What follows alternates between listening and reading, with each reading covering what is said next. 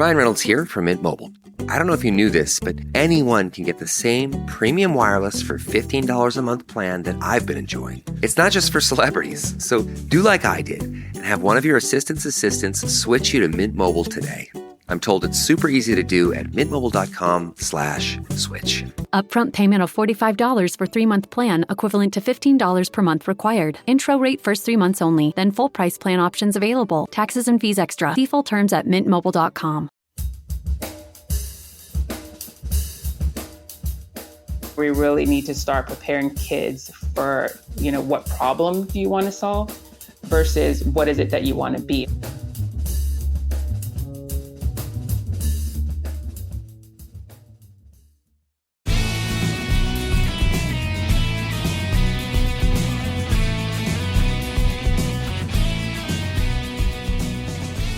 From Offscript Media, I am Matthew Zachary, and this is Out of Patience. On the show today, another take on the big question of, can science speak person? With the incredible Bridget Shopitaal, founder and director of, and I just love saying this name, Hypothesis Haven Science Club. Just saying that makes me feel smarter. HHSC, as it's known because of acronyms, is a next-gen educational program for kids aged 5 to 13 that inspires more critical thinking in our youth, something I think we could use with our adults these days, but I digress. Seeing as how the odds are definitely stacked against the average person being able to navigate the healthcare system process, Bridget's background in health science and clinical research make her the perfect person to apply the lessons she's learned from children and translate them into startup culture and the healthcare system writ large, especially in the world of trials. Answering the age-old question that I started at the top, can science speak person? I'd like to believe so, and maybe we'll learn if that's possible today. Are you smarter than a 5th grader? Let's find out. Enjoy the show.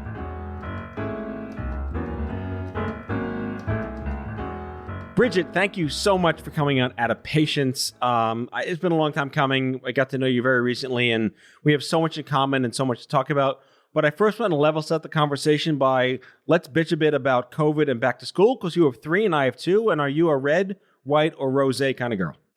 Actually, neither. I am more of a vodka drinker, but I recently had to stop that. But it really hasn't been that bad for us because we are in a suburb of Houston, so there's lots of different school districts around here. We initially were supposed to start August 17th. Probably the week before that, we found out it would be pushed back to August the 24th.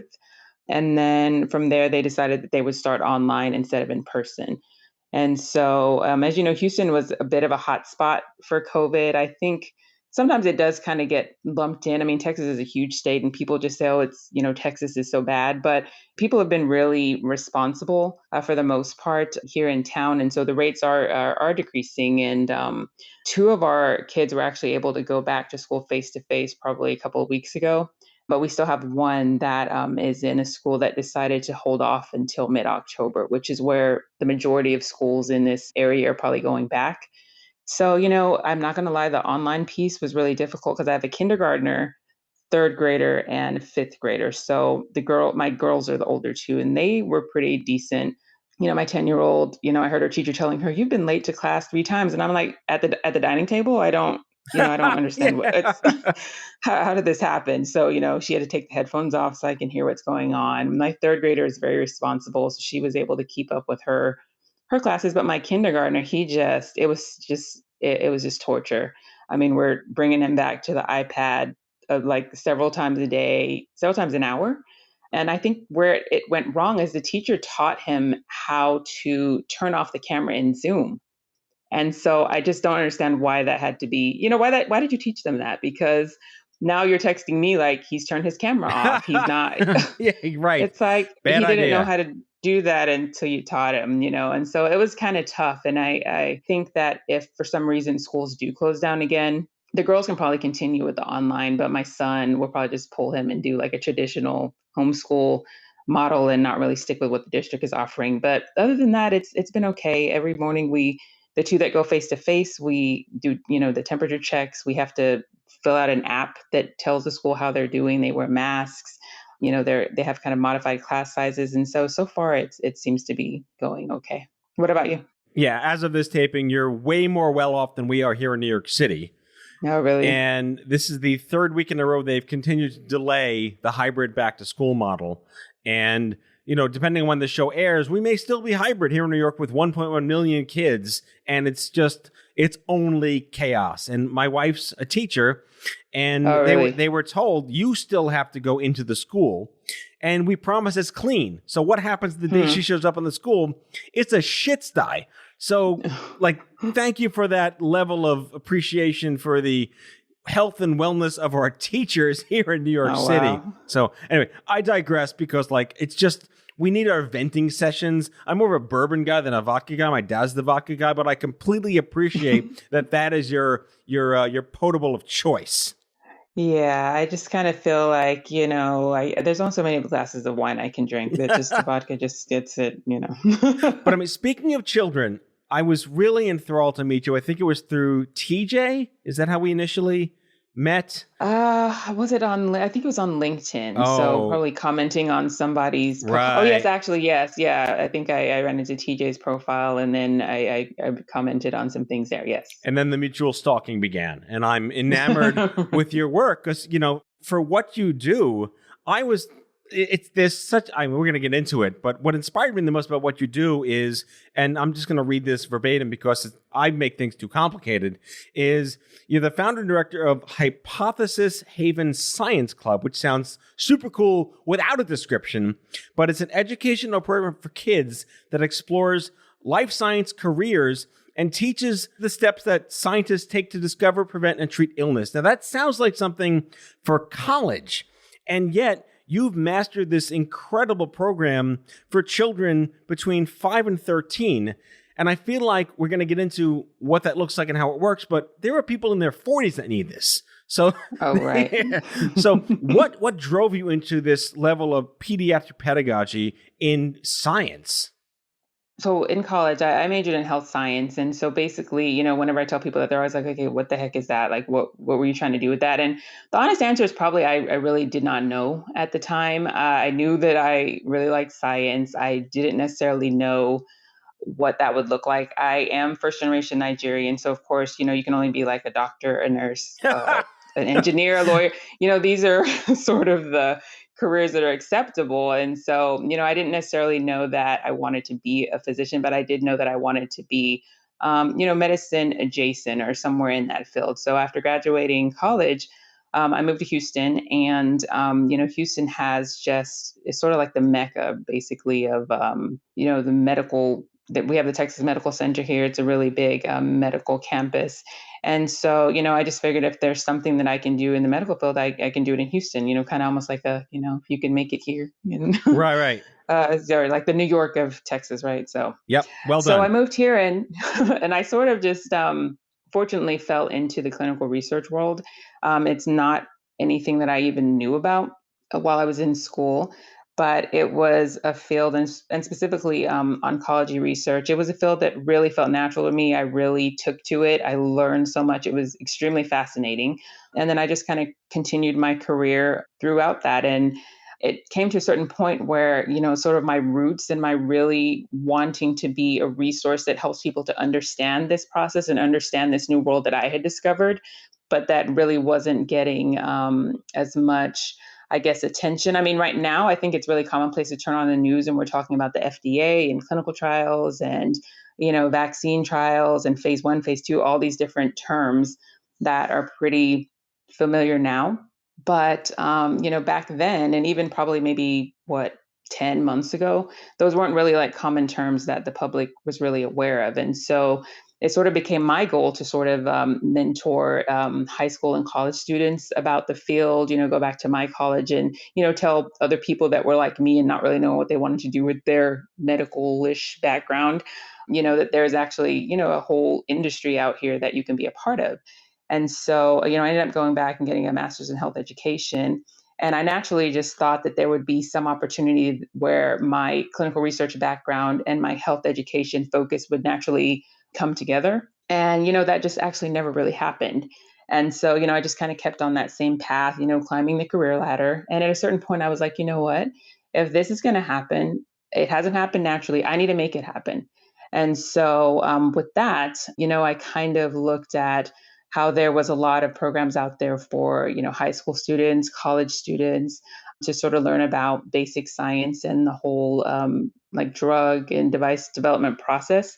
But there really wasn't a space like that for children. And this was sort of the early, well, maybe like the mid 2000s where STEM started to become like this huge buzzword. And you have kids, so you probably, Yep. it's STEM this, STEM that. Yeah. exactly, it's going to make them just like the most wonderful person in the universe if they, The cure to intelligence is STEM. Yes. Exactly. And so, but as a parent and a medical professional, when I was looking for programs for my children, I was just noticing like these very diluted programs that would teach kids, to follow the steps to make volcanoes or slime or, things like that. But they were really focusing on helping kids to become scientific minded. And, I think that if you would ask a kid, what does a scientist look like? They're thinking of like this, crazy guy with glasses in the lab making potions. And Right. that was not anything at all like what the scientists that I worked with every day were like. And so from there, we decided to start Hypothesis Haven Science Club. And it's more of a health science program that provides just exposure, like you said, to life science careers. And we're really teaching them the steps that scientists are taking as they're discovering and treating and curing different illnesses. Just the idea of creating almost like questioning everything when you're already a wild-eyed, curious child beyond the, I would say, the realm or the shackles of the school system is always so necessary. My daughter's learned more about the Kuiper Belt from YouTube than anything at school could have taught her. So there's such an intrigue here. Again, as a father of 10-year-olds that are very curious and looking for things beyond the school, the extramural stuff. STEM is an acronym that means whatever it means to your district. But you're creating this expanded Marvel Cinematic Universe, literally a universe, to inspire that idea of, I think the word you use, innovative thinkers, right? Kids are already naturally incubating as innovative thinkers, but how do you galvanize and capture that? So you've been doing this a while. What's your experience been like? What have you seen tangibly? Are we creating the next generation of not maybe Rick and Morty Doc Browns, but actual scientists? Well, so the thing about it too is that we think about ourselves as health science ambassadors, but really, the future is going to need scientists, going to need engineers, problem solvers, innovators of all stripes, right? So, our programs just try to set in place that innovation mindset and scientific thinking skills that are necessary to solve any of the world's problems, not necessarily just in medicine. So these are transferable skills. Once you can take the steps to like identify a problem, ask a question, form a hypothesis, kind of go through those steps, test it. It's a scientific method, yes, but these are steps actually that you could use, for any process or across any industry. So, that's sort of the lane that we're in. But, we do this by having these really fun, live, interactive workshops where we're, really just trying to solve medical mysteries and, help kids, really kind of learn how to think versus what to think, which I think is a lot of what they're usually taught in schools. You have to learn this, you have to learn that, you got to pass this standardized test. And so, really trying to help them think outside of the box, but in a way that, really kind of builds on some of the subjects that they're also, already learning in schools. So let me ask you a basic question. I know actually basic these days is a bad word to use, but I'm going to use it anyway and just channel my inner Gen Xer, and I'm sorry about that. But what does innovation actually mean to you? Well, that is a good question. So basically, innovation to us just means really thinking in terms of the present and future and not so much thinking about the past. I think that when you are talking to kids and really trying to come up with things, we kind of fall into the habit of asking them questions like, well, what do you want to be when you grow up? And things like that. But in actuality, there is a huge mismatch between young people's ideas of what they're going to do when they grow up or what the labor market or what jobs are going to be like when they grow up and the actual realities. There's so much automation going on and new technologies that are coming online. But I believe there was a study that high school students that they asked in the year 2017 still wanted to do this sort of dream jobs that high school students back in like the early 2000s were saying would be their dream job. And I mean, if nothing else, like an Instagram influencer wasn't even, Right. a thing in the early 2000s, but, they still pick very traditional jobs. And it's a situation where we really need to start preparing kids for, what problem do you want to solve versus what is it that you want to be? I mean, there's a scary list of like the top 10 global threats that there are right now. And the funny thing is coronavirus really actually isn't quite on that list, which is sort of scary. But, climate change, food insecurity, there are all these sorts of problems that have been around for a very long time. And, if we're going to be able to solve those problems, we're really going to need to start training children to think and to respond in different ways than we have before. And so to me, that's, what being able to be an innovative thinker is, to kind of think outside the box and come up with ideas that have not been thought of before, and not just continue to do things because that's what we've always done.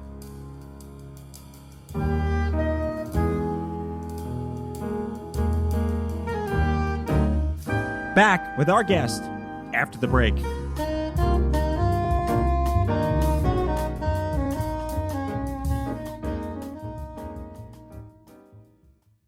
Craving your next action-packed adventure? Audible delivers thrills of every kind on your command, like Project Hail Mary by Andy Weir, where a lone astronaut must save humanity from extinction, narrated with stunning intensity by Ray Porter. From electrifying suspense and daring quest to spine-tingling horror and romance in far-off realms, unleash your adventurous side with gripping titles that'll keep you guessing. Discover exclusive Audible originals, hotly anticipated new releases, and must-listen bestsellers that hook you from the first minute. Because Audible knows there's no greater thrill than the one that speaks to you. Discover what lies beyond the edge of your seat. Start your free 30-day trial at audible.com/WonderyUS. That's audible.com/WonderyUS.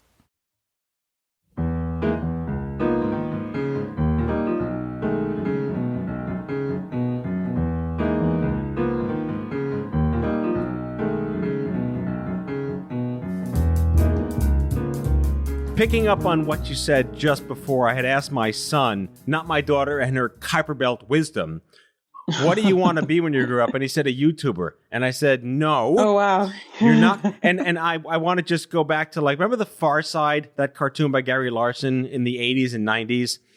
It was like the most, Google it, kids. Okay. But there was one cartoon. Oh, I do. Yes. It had the random, like, ironic. Yes. Yeah, it was awesome and sardonic and perfect and unique. Yes. And there was one that was out where it was a parent reading a newspaper want-ad section with his kid in the background playing like Space Invaders on an Atari or whatever. And the want-ad said, looking for kids who can get 1 million points in Space Invaders, highly paid job. It's like any parent's nightmare is a job. Come be a YouTuber and make all the money you want. Exactly. But I love that you said before, what problem do you want to try and solve? And it's not what ore to use in Minecraft. I want to channel our conversation we had on the phone like 2 or 3 weeks ago, where we talk about, all these syllables and all these words and trials and whatnot. And in adult land, where you can't possibly have all of this academic wisdom at your beck and call, who translates that down to make sure you know what's happening to you and answer the age-old question that keeps coming up on my show: can science speak person? Right. Well, so, right now there is such an absence of science information that regular everyday people can access. And, that's one of the reasons why we're seeing so much misinformation and confusion, about the coronavirus. And, it stems from the fact that, so I come from a world, so in academia, where our audience is other scientists, other medical professionals. Our work is being published in protocols and journals. And that's sort of our audience that we're going to explain new discoveries. And there was a colleague of mine that, gave a talk where she mentioned that by the time that your average MD or your average scientist has finished their education, they have learned basically the equivalent of a whole new different language. So all these terms, all the jargon, it's basically like medicalese. And so when they bring that and they try to communicate with just average person, it's kind of the equivalent of, they're over here speaking French and we speak English. Like there's a disconnect. And so it's really important to build bridges of understanding between the scientific community and the public. But so how do you do that? Well, number one, they need to sort of understand how the public takes in information. It's funny, like my oldest, my 10-year-old, she's sort of reminds me when you're describing your daughter, she's one of these kids that, like Encyclopedia Brown, she's like the Black female version of that. Oh my God. That's the best throwback. So the little girl version of that. And so, she can just spit out any sort of fact about anything. Like we went to the Arboretum with some friends the other day. And so my friend was there with her kids and she mentioned something about a bird. And then, my daughter is giving like the genus and the species and this and that. And it's like, she's just spitting out all these facts, kind of we weren't even asking for these facts. And so one of the things that we try to work on with her is before people care how much you know, they need to know how much you care. And it's sort of, kind of like a cliche thing, but it's really true. And I think it applies to scientists. It's not enough just to come out, with your degrees and your, sort of alphabet soup behind your name and say, I've studied this and this is why it's important, right? So when you're dealing with the public, you really have to let them know that you care before they can even get in the right headspace to engage with what it is that you're trying to say. And so that's why I think that people have really resonated with people like a Tony Fauci that, kind of has that New Yorker kind of grandfatherly, that gruff voice that's real recognizable. And he's just, coming straight out with this information that you pay attention to.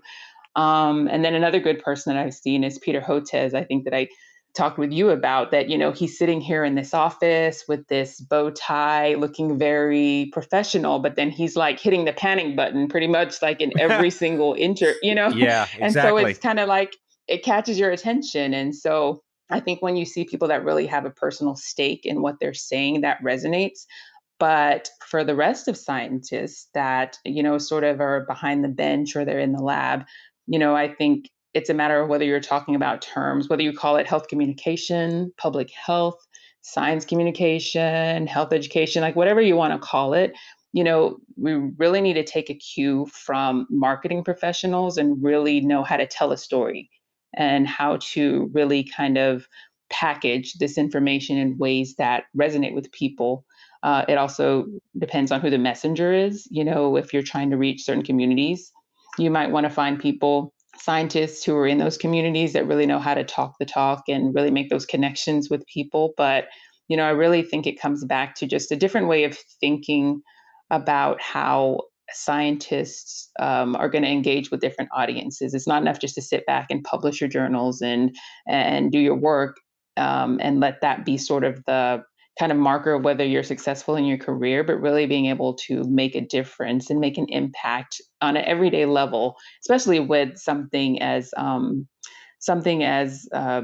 as the coronavirus that's, affecting so many people. It really would be, I think, just a no-brainer to have, different scientists from within that community really kind of step forward and be more visible and really just sort of share exactly what it is they're doing so that the public can know about it, and also just to get that trust of the public so that they can feel more comfortable and do the things that we need people to do in order to sort of get this situation under control.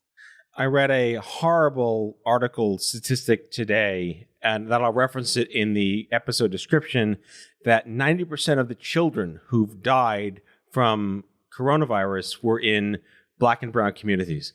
And that is there is no acceptable death of children under any circumstances, but that is egregiously exposing the ebb tide of how income inequality and outcomes and disparities gravely affect whatever happens to you. And this isn't a patient story. This is just an American citizen story channeling what you said. Who's the messenger?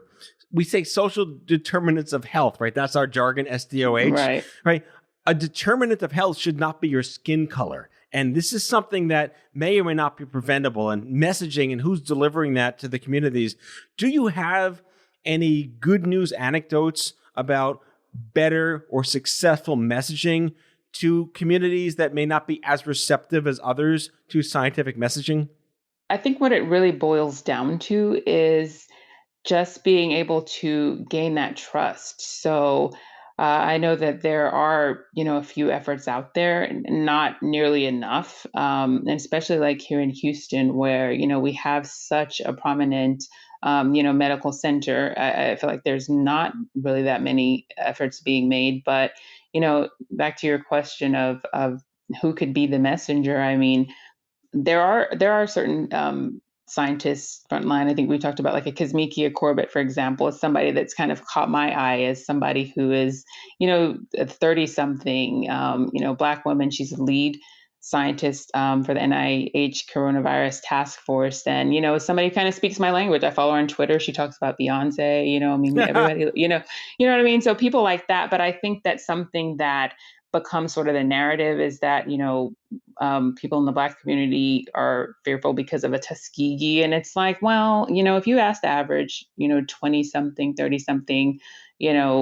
person, Black person about Tuskegee, they don't necessarily know what that is, but they do know that, large institutions, are not necessarily always the most trustworthy. And the medical community, sort of falls under that umbrella. They do know that if you're a sickle cell patient that's in a crisis and you go to the ER, that you're likely to get turned away because they think that you're an addict who's seeking pills. And so it's just these sort of everyday experiences that communities of color have that lead to that distrust. And so I think one of the things that I've been seeing that a lot of people in the health space have been saying is it's racism, not race, versus when we used to say race is like a determinant of this and that. No, it's racism, right? So I think it's the same thing when you talk about those communities being able to engage in clinical research in a way. I mean, there's just a distrust of any sort of large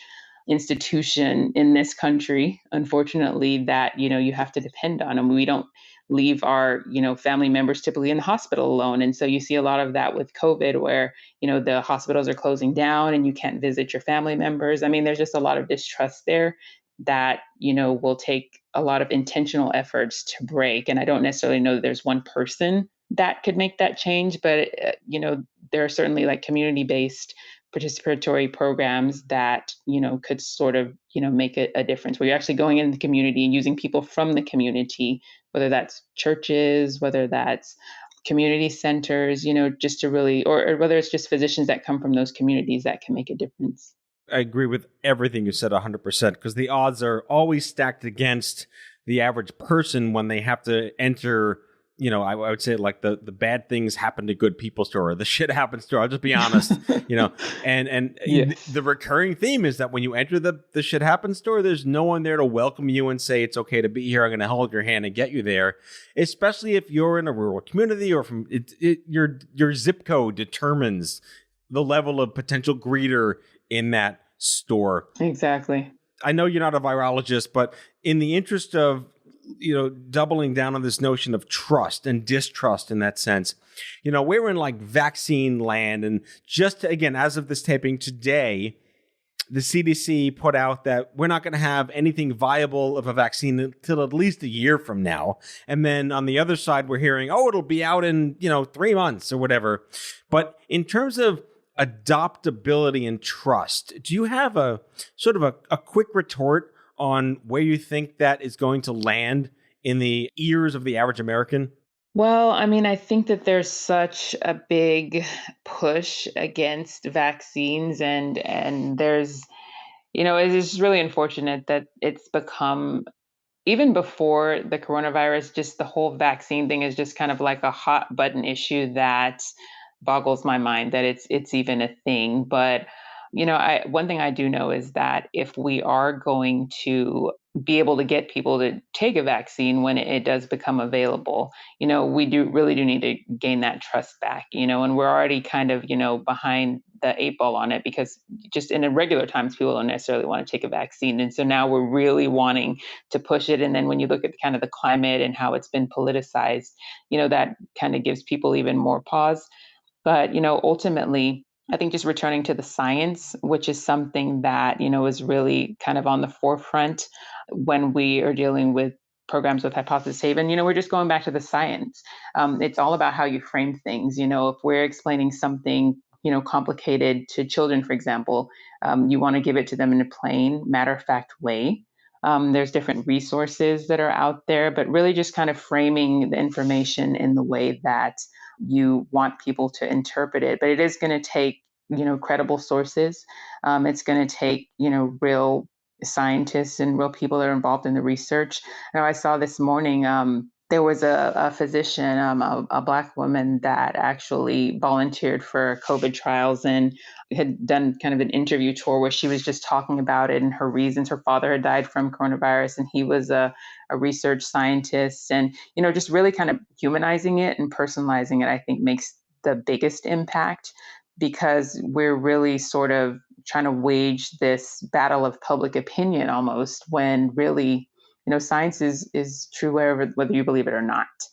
And so, I think it is going to take sort of looking into those different avenues of really trying to craft the message. Whoever came up with like flatten the curve, I think was just a genius. Whoever came up, when we were kids, and that, this is your brain on drugs, like with the frying pan and the eggs, like something like that just really helps to sort of really crystallize in people's minds, exactly like what's at stake here and what needs to be done. I got to tell you, this is like my brain hurts just because like I like to be the dumbest guy in the room when I have great conversations with people. And this is no exception to that rule. Although I do want to say that this is the first time ever on any show I've ever done where we brought up Encyclopedia Leroy Brown. So kudos to you for that epic 80s childhood throwback. Bridget Chapital is the founder and director of Hypothesis Haven Science Club, proving that you can actually make science talk person, and children are the best example of how to make that work in grown-ups. Thank you so much for coming on Out of Patience. Thank you for having me.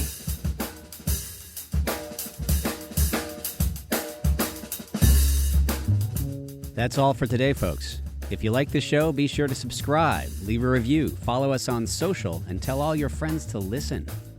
Out of Patience with Matthew Zachary is a product of Offscript Media. Our executive producer is Matthew Zachary. Our senior producers are Jen Horangeff and Andrew McDowell. Darren Tunn is our production intern.